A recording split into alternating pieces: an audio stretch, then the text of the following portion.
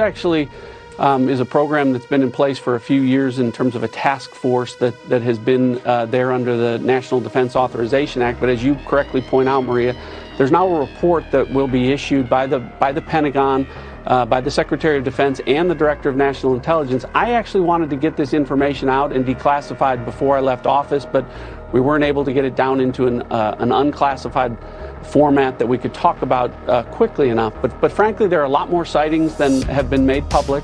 Some of those have been declassified. When we talk about sightings, we're talking about objects that have been seen by Navy or Air Force pilots or have been picked up by satellite imagery that frankly engage in actions that are difficult to explain, that movements that are hard to replicate, that we don't have the technology for, or traveling at speeds that exceed the sound barrier without a sonic boom. So in short, things that we are observing that are difficult to explain.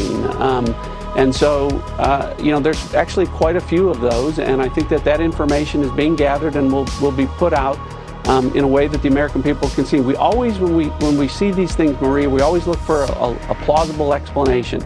Weather can cause disturbances, visual disturbances. Sometimes we wonder whether or not our adversaries have technologies that are a little bit further down the road than we thought or that we realized. But there are instances where we don't have good explanations for some of the things that we've seen. And, when that information becomes declassified, I'll be able to talk a little bit more about that.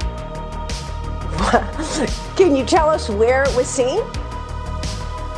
Actually, all over the world. There have been sightings all over the world. And when we talk about sightings, the other thing I will tell you is it's not just a pilot or just a satellite or some intelligence collection. Usually we have multiple sensors that are picking up these things. And so, again, some of this are they're unexplained phenomenon. And there's actually quite a few more than have been made public. So I think it'll be healthy for as much of this information to get out there as possible so that the American people can see